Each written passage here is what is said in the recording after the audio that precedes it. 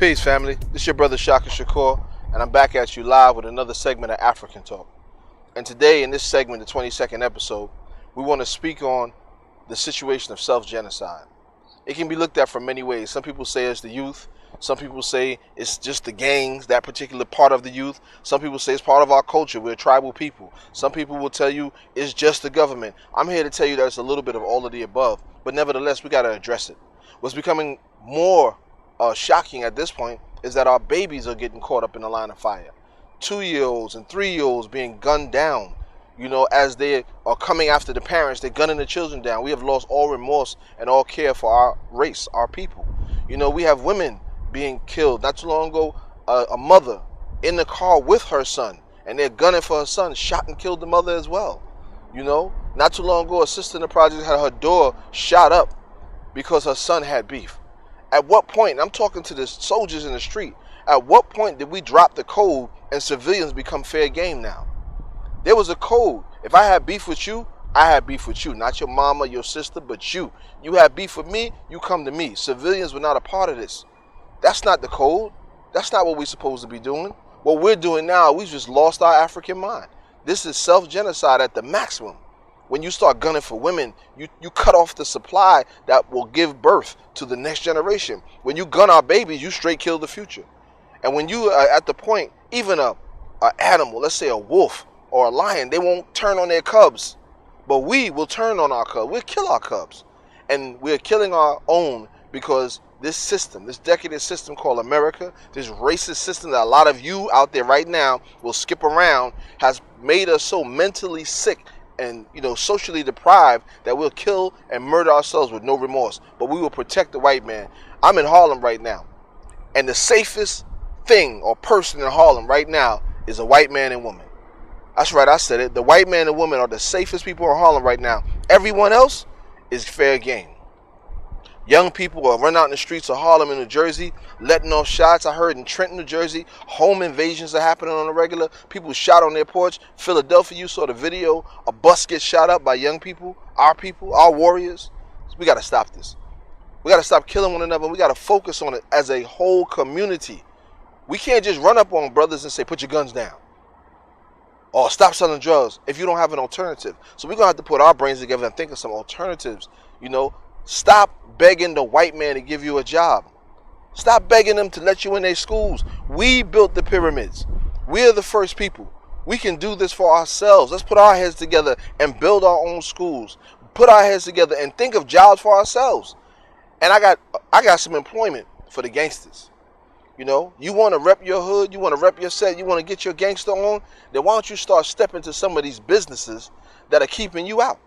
The same businesses that rob the community, instead of robbing Miss Jones or Mr. Johnson in your hood, why don't you run up on Steinberg? Why don't you run up on Ahmed? Why don't you run up on Mr. Wong and step to them about how they don't employ you and take care of the neighborhood they in? They rob and rape us, but don't give nothing back. See, you warriors, you're needed, but the problem is you don't have a direction. You don't know where you're needed, so you turn on each other. And this ain't new. Every time in history there was a major army. Whenever that army became unemployed or unusable, there were no more enemies, quote unquote, they began to turn on each other. It's not that we don't have an enemy, but you're not being taught who that enemy is, so you turn on each other. You're not being taught who's behind the reason you don't have no food, who's behind the joblessness, who's behind the gun in your hand, who's behind all this. See, this is what we got to start telling, not just the youth, but the entire community. I was on Facebook the other day and somebody asked a question: is there racism in Islam? And everybody jumped on and skirted around the whole question. But the question was, is there racism in Islam? And the answer is, hell yeah, there's racism in Islam. There's racism in every facet of life that Europeans have touched. And that racism stems from white supremacy, which is the backbone of white nationalism. And the only cure to that for us locally is black nationalism. And internationally, Pan-Africanism. That's the only cures. So we don't got to quarrel about whose way is right. If you have a black nationalist, which means we have the ability to define, defend, and develop what's in our best interest, if that's part of your agenda, we're on the same fight. If you understand Pan-Africanism and you know that what we're going through here is the same problem going on in Africa, then we're on the same plight. We don't have to argue with each other. Let's drop that and let's get out here and do what we got to do to save our community. This white man is sitting back and he's laughing himself to the bank. while he makes money off our death and destruction. You know, just the other day in Harlem, from the corner of 126th to the corner of 127th and that's 7th Avenue, Adam Clayton Powell, the whole block burned down. What's left of that block burned down. Now that's real estate. You can't tell me, your brother Shaka Shakur, that that's not part of this gentrification. Just like Pam Pam's gets burned down on the corner of 135th across from the Harlem Hospital on Malcolm X Boulevard, aka Lenox Avenue, and not even a month later, IHOP opens up. The whole block gets demolished on Frederick Douglass Boulevard, aka 8th Avenue, between 125th and 126th. Gone. Burnt down, gone. This is the same scenario that was happening when I was a young man in the Bronx. Back in the 70s and the 80s, when they was burning down all of the Bronx so that they could clear the way for these new developments that are coming in now. This is not nothing new, family. You know, I talk with some of my comrades, and you know, just like black people, we quote Malcolm X and say, by any means necessary, we're going to win this revolution. I got news for you. The devil, the white man, is saying the same thing. By any means necessary, he's going to rule this earth. And if he can't rule this earth, he will destroy it, rather than see you with it. So stop lying to the babies. Bob Marley said, teach the youth the truth. Tell the youth what's really going on. We at war. Right now in the projects, do you know that there are so many apartments available in the projects? It is ridiculous. But they are warehousing the apartments so that we will remain homeless and these little white buppies can get apartments next to their college, get apartments next to their job. See, we don't understand what's going on. This is what's happening. There's enough space in New York City where we could cut this homelessness down to almost 10% or less. But they're not going to tell you that because you don't think about that lot that's been on your block for the last 15 or so months. Why nobody build nothing there? Why is nobody doing anything with this empty space? Because they're warehousing property so that we will become in a situation where we'll have to flee. It's called the flight situation, where we'll flee.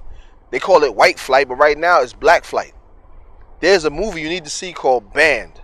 The movie is called Banished. And it talks about how land was forcibly taken from our people in the past. And it's being done now. This violence this is America. Come on, y'all. Let's keep it real. Cameras on every corner. Let a cop get shot. Let some rich white businessman get kidnapped or hurt. They will zoom into the block and tell you who did it. But when little Pookie and Nook Nook get shot, all of a sudden cameras don't work.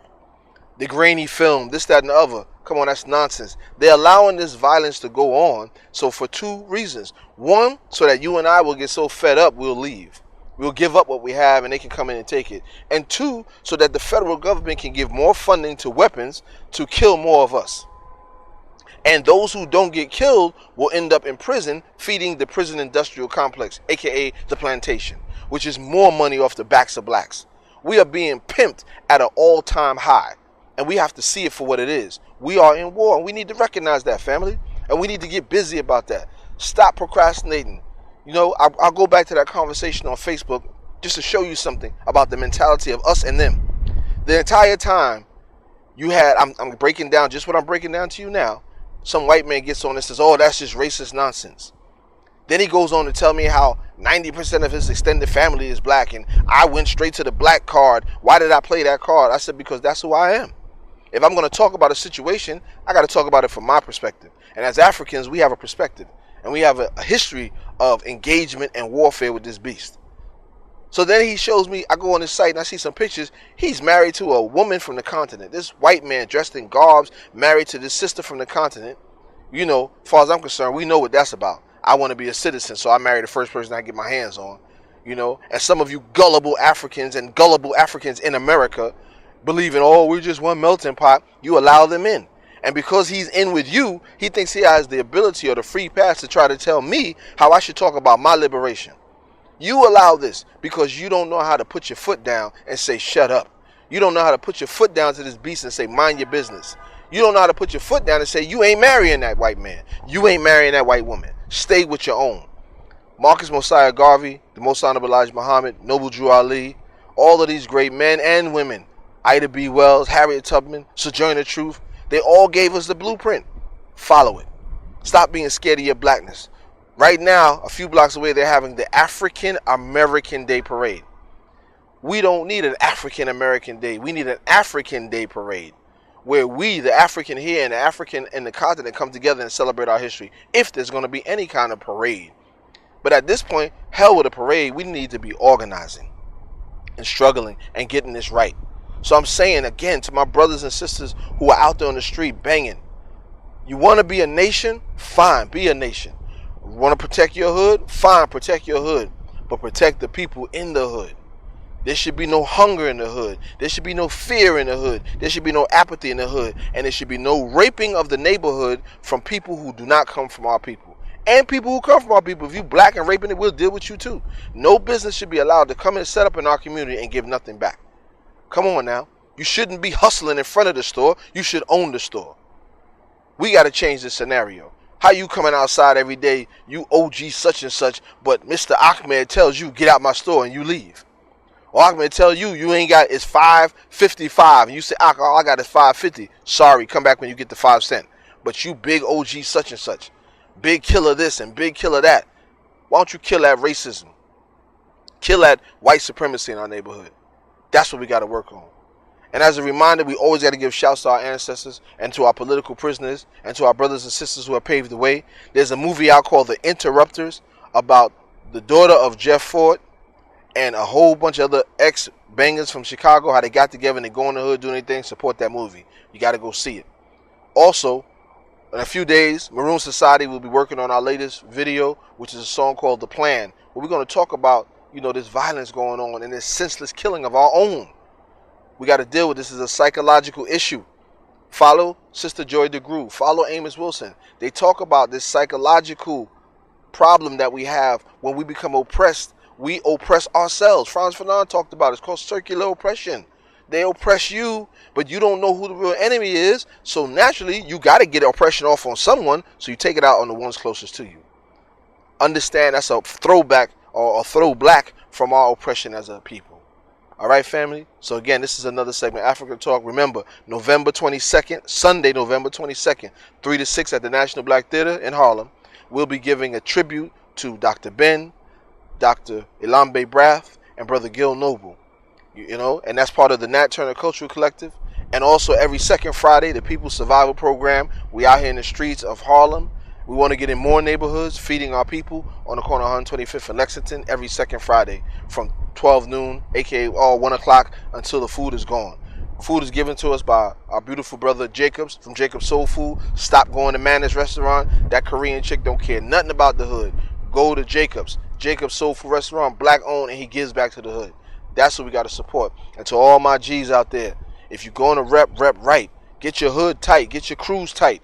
We need a black militia. I'm not going to tell you put down the weapon. I'm going to tell you how to use that weapon and where to use that weapon. Somebody got to talk the real out here.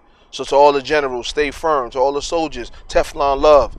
Let's do the right thing with our power, though. Tukey, Jeff Ford, Bunchy Carter, all of them, they gave their lives and their freedom so that we can get this thing right and bring all these nations together and form a new nation to protect the black nation. All power to the people, black power.